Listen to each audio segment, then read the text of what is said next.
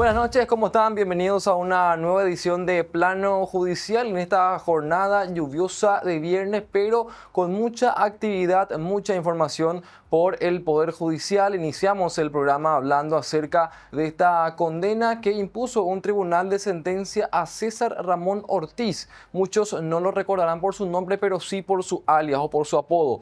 Gordito Lindo. Recordarán que este hombre se había fugado de la Penitenciaría Nacional de Tacumbú en mayo del año 2022. Bueno, a raíz de esa circunstancia, dicho sea de paso, él fue recapturado poco después de lo que vemos ayer en imágenes abandonando en la penitenciaría vestido de mujer.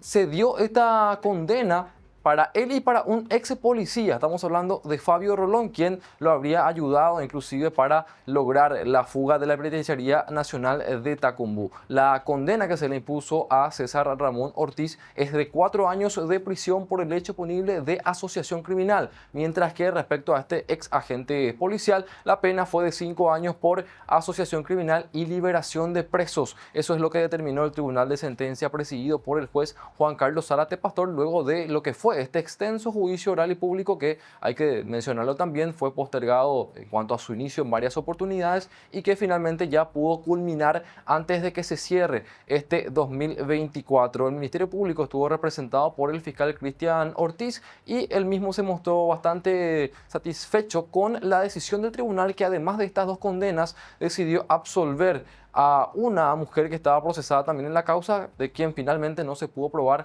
su participación en los hechos. Vamos a compartir lo que decía al término del juicio el fiscal Cristian Ortiz. Bueno, el Ministerio Público, antes que nada, está realmente consustanciado con la causa.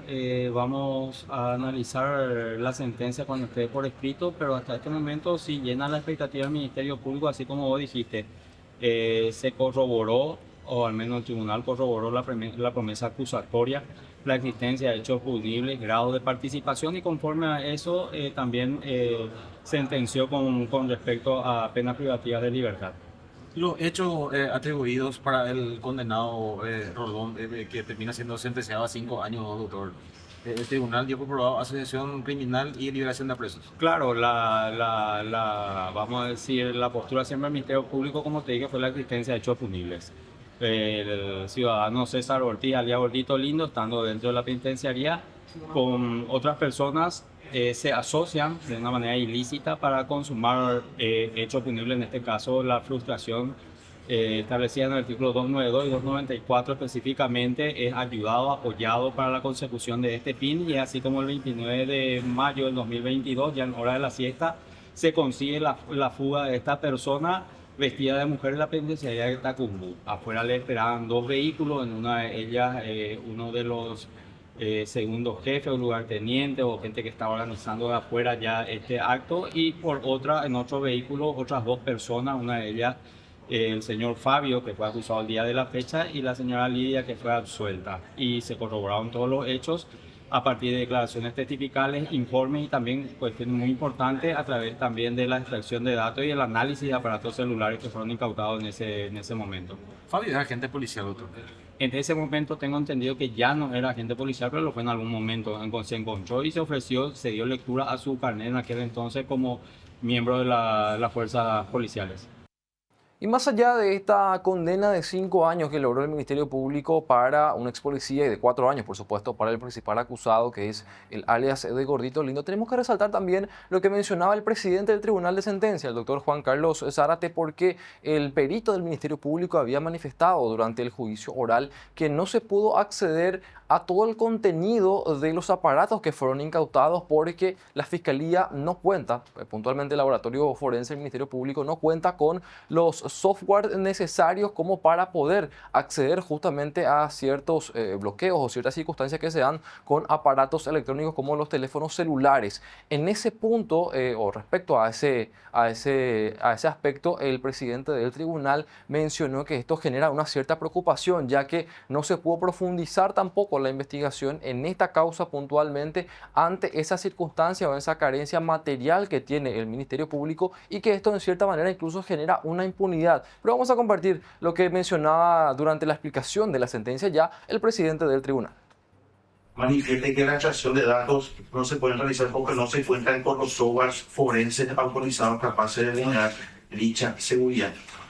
Esto genera una suerte de impunidad y de preocupación porque finalmente no se pudo echar mucha información, pero la poca información que sí se pudo obtener por varias de las circunstancias que ya hemos mencionado. Y el fiscal del caso, el doctor Cristian Ortiz, también hizo referencia a esta circunstancia y habló, entre otras cosas, de que en varios países del mundo ya se cuenta con este tipo de herramientas tecnológicas y que lastimosamente en Paraguay esto todavía no se tiene y en cierta forma limita el trabajo que realiza el Ministerio Público.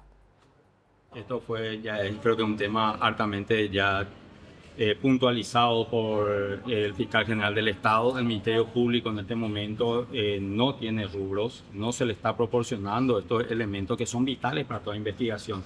Son métodos que en otros lugares del mundo están dando un resultado fructífero y acá en la República del Paraguay, lastimosamente por esa carencia material que tenemos, nos están dando los mismos resultados que en otros países se están dando, con toda la intención que tiene el Ministerio Público de replicar también estos resultados positivos en la investigación de hechos punibles simples y también con más razón en aquellos hechos punibles complejos. Y tenemos que hablar también acerca del proceso derivado del fracasado proyecto del Metrobús, porque va a terminar este 2024 sin que se realice la audiencia preliminar para el ex ministro de Obras Públicas, Ramón Jiménez Gaona, y para la ex viceministra de la misma cartera estatal, Marta Benítez, porque el juez de garantías Humberto Otazú fijó ya para el 4, 5 y 6 de febrero del año 2025, lógicamente, esta audiencia en la cual se va a definir si estas dos personas que están acusadas por de confianza van o no a un juicio oral y público. Este caso lo había iniciado con una imputación, lógicamente, y posterior acusación, la fiscal María Estefanía González, quien hoy es fiscal adjunta, y en la acusación que ella presentó, ella habla de un perjuicio patrimonial generado por estas personas y otro procesado que ya falleció de más de 180 mil millones de guaraníes y citó varias irregularidades, como por ejemplo que no existió un proyecto final, que nunca se obtuvo permiso de los municipios para poder materializar este plan y además que no se liberó la franja de dominio del tramo 3, que se pagó inclusive también a dos consultorías por la misma labor, siendo propiedad de ambas consultorías un solo dueño, entre otros puntos que se citan como irregularidades en esta acusación que va a ser analizada ya en febrero. Entonces la convocatoria 4, 5 y 6 del segundo mes del próximo año para el ex ministro del gobierno de Horacio Cartes, Ramón Jiménez Gaona, y también su ex viceministra Marta Benítez, para definir si van o no a juicio oral y público. Y un juicio que sí ya pudo finalmente proseguir luego de varias dilaciones, suspensiones y demás, es el juicio oral y público al ex ministro del Interior Walter Bauer y a los policías Osvaldo Vera y Merardo Palacios, porque luego de las recusaciones también que se dieron y que en su totalidad fueron rechazadas por un tribunal de apelaciones, hoy el tribunal que preside el juez Fabián Wensense dio continuidad a este juicio por presuntas torturas que ya están en una etapa final, porque cabe recordar,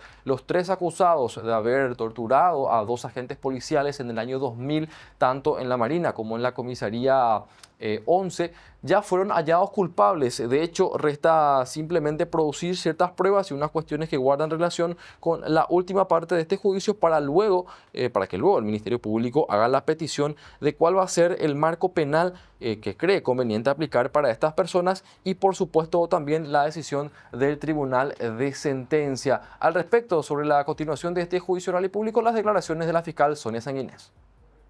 Muy buenos días. Efectivamente, el día de hoy pudimos iniciar el juicio por la pena, que es lo que queda pendiente. Inició con ya la producción de las pruebas ofrecidas para esta etapa por el Ministerio Público y la querella. Posteriormente, el día martes, vamos a continuar con la declaración según lo que refirió el presidente del tribunal ya de todos los testigos ofrecidos por las partes, tanto por la querella como por las defensas. En torno a, hoy giró la discusión en torno a que las defensas argumentaron que la presentación de pruebas por parte del Ministerio Público y los querellantes fue de manera extemporánea. Sí, esa fue una reposición que planteó la defensa en lo que atañe al plazo de los 5 días que establece el código para el ofrecimiento de nuevas pruebas para esta etapa del juicio. Ellos argumentaron una teoría, ¿verdad? Pero con relación a eso el Ministerio Público se opuso, atendiendo que lo que atañe a plazos más todavía establecidos en la ley son demasiado, eso no hay mucho que interpretar ahí, sino que una interpretación literal de lo que establece la norma. Entonces tribunal decidió rechazar la reposición y por tanto admitir las pruebas ofrecidas. Doctora, para entender un poco, ¿por qué se producen pruebas en esta etapa? Realmente por la división del juicio. Entonces todo lo que fue la primera etapa es en relación a la existencia, a la probancia de la existencia del hecho punible, como así también en relación a la autoría, en este caso ya la reprochabilidad. Entonces la ley y el Código Procesal nos habla de esta parte del juicio donde dan la oportunidad de ofrecer pruebas, pero en lo que atañe al artículo 65, que tendría que ser por relación a las condiciones de vida de las personas que fueron declaradas reprochables, las condiciones anteriores. Todo lo que nos habilita a analizar el artículo 65 es lo que ahora en esta etapa del juicio se tiene que producir, pero ya no pruebas en relación al hecho, que el hecho ya ha quedado probado, sino que con relación a las condiciones de vida de las personas encontradas reprochables. Tenemos que hacer la pausa y a la vuelta seguimos con más aquí en Plano Judicial.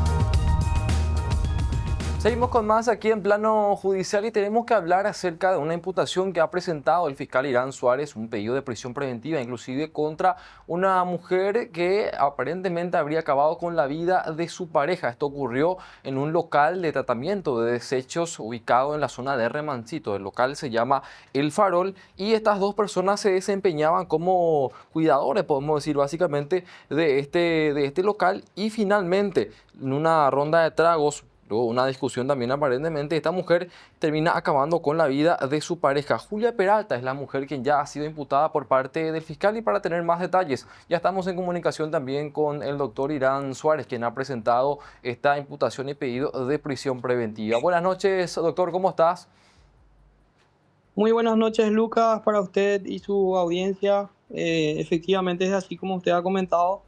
Este lamentable suceso donde esta señora acaba terminando con la vida de su pareja tras esta discusión que habían tenido. Este hecho ocurrió realmente en un predio de la empresa El Farol y nos fue un poco difícil encontrar el arma homicida porque esta señora había tirado un tajamar. Gracias a la ayuda de los bomberos voluntarios de Remancito, logramos, con la guapesa de los mismos, logramos recuperar el arma y tener una evidencia fundamental para lo que es la causa penal que nos involucra. Doctor, ¿cómo fue que esto llegó a manos del Ministerio Público? ¿Fue una denuncia formal o cómo básicamente se entera la Fiscalía para poder iniciar la investigación y luego, por supuesto, colectar las primeras pruebas y presentar, por supuesto, la imputación contra esta mujer? Sí, realmente la noticia crímenes se dio gracias a que una persona llamó al 911. Rápidamente nos comunicaron a la unidad de turno, nos constituimos hasta el lugar y pudimos encontrar a la mujer y lastimosamente ya a la persona masculina sin signos de vida. Tras dialogar con la mujer, ella entró en muchísimas contradicciones, alegando en un primer momento que fueron dos personas las que vinieron en el portón del retiro donde estaban y que tuvieron una discusión con el señor y que habrían disparado al mismo, ¿verdad? Uh-huh. Y que posteriormente él se fue caminando hasta la casa, ubicada como a 150 metros, donde ya se desvaneció, ¿verdad? Entonces, hay cuestiones ilógicas, cuestiones incoherentes en su testimonio que con el correr de la noche se fue dilucidando. Ya rápidamente también hemos realizado la prueba de nitritos y nitratos esa misma noche a la señora, y donde posteriormente ya nos hemos constatado de que efectivamente la señora estaba mintiendo. Uh-huh. Posteriormente hemos procedido a su detención y posteriormente ella ya tuvo que comentar también la realidad, y ya con el devenir de las horas, viendo que su relato era bastante incoherente, porque la persona tenía una bala nada más y nada menos que en la frente, entre ambas cejas. Imposible que camine 150 metros hasta posteriormente desvanecerse, ¿verdad? Ella señaló el lugar en donde arrojó el arma homicida y como bien referí, con la ayuda de los bomberos voluntarios, recién logramos rescatar del interior del Tajamar. Ahora, doctor, ¿cuál es el proceso ahora más? ¿Ella ya está imputada? ¿Ya se realizó o todavía no la audiencia de imposición de medidas? Sí, ella ya cuenta con prisión preventiva dictada por el juez penal de garantías. Tenemos los 6 meses de investigación, vamos a esperar el informe también de balística. Hemos, por suerte, también retirado el proyectil que estaba alojado en la cabeza gracias a la pericia de los médicos forenses, tras llevar el cuerpo sin vida a la morgue y practicarle la autopsia correspondiente. Entonces tenemos el arma homicida, tenemos la bala, tenemos la prueba de nitritos y nitritos y nitratos, y vamos a estar realizando además otras diligencias para poder finalmente presentar la acusación correspondiente. Ahora, doctor, ¿esta mujer, hay algún antecedente de que haya presentado anteriormente alguna denuncia contra su pareja, una judicialización, alguna disputa entre ambos, o se dio, digamos, circunstancialmente porque estaban discutiendo y había tragos de por medio? Aparentemente, según los vecinos, es una pareja que tenía bastantes problemas familiares. Eso estamos también nosotros corroborando con las comisarías locales en relación a las denuncias que pudieran haber realizado anteriormente entre ellos. De todas formas, Lucas, usted sabe que no se justifica para nada Claro. ninguna reacción de esta naturaleza, ¿verdad? Y Totalmente. por eso presentamos la imputación correspondiente y lo hemos hecho conforme al artículo 105, inciso segundo, que es donde la pena es un agravante, llega hasta 30 años de pena privativa de libertad. Días atrás ya se estuvo hablando, y bueno, prácticamente en el año también y todos los años, penosamente tenemos cifras altas de casos de feminicidio, doctor.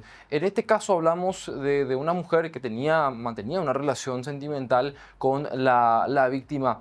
¿Cuál es la diferencia en este tipo de casos? Un feminicidio y cuando es al revés la situación, cuando es el hombre el que es la víctima. ¿Hay, digamos, una variación en cuanto al marco penal al cual se expone la persona, el presunto autor, o no?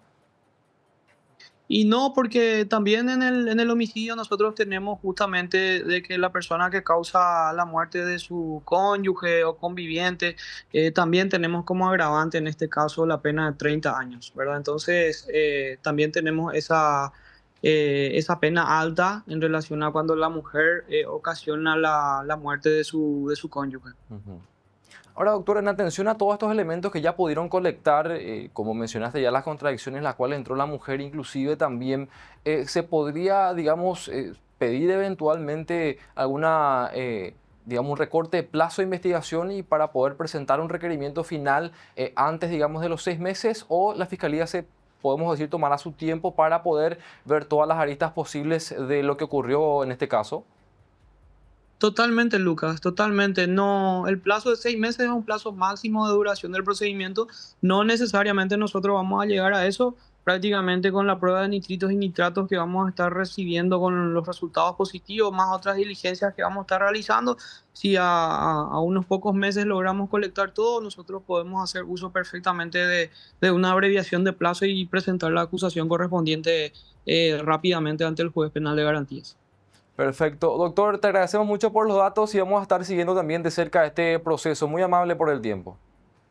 No, por favor, cuando gusten. Gracias a usted. El Adiós. fiscal Irán Suárez, hablando entonces acerca de esta causa, ya la mujer, hay que decirlo también, cuenta ya con prisión preventiva. Eso es lo que nos actualizaba un poco también el fiscal Irán Suárez, quien ha presentado esta imputación por presunto homicidio doloso de esta mujer hacia su pareja. Reiteramos entonces, esto ocurrió en la zona de Remancito. Y tenemos que cambiar de tema también para poder hablar acerca de este escrito que ha presentado el abogado Guillermo Duarte Cacabelos, quien ha solicitado como representante del ex asesor de la EBI, Luis Fernando Canillas, que se ha declarado litigante de mala fe. El ex senador colorado Juan Carlos Calé Galaverna, esto en el marco de la querella que presentó Canillas contra el ex parlamentario tras declarar en un medio de comunicación que Canillas estaría implicado en el magnicidio del ex vicepresidente Luis María Argaña. Estamos viendo en imágenes parte del escrito que presentó ante la jueza Lourdes Peña solicitando esta declaración de litigante de mala fe. ¿Y cuál es el contexto? En el marco de esta querella, la audiencia de conciliación estaba prevista para el mes pasado, estaba de hecho ya como para realizarse, pero un día antes de esta audiencia que se encontraba ya fijada, de hecho para el 5 de septiembre, o desde el 5 de septiembre, mejor dicho, el abogado Rodrigo Resquín, quien representa a Juan Carlos Galaverna, presentó un escrito solicitando una nueva fijación de esta audiencia y presentando inclusive un certificado de reposo médico, argumentando que su cliente tenía problemas de salud que le imposibilitaban poder, por supuesto, comparecer ante el juzgado para esta audiencia. Pero, ¿qué es lo que ocurrió?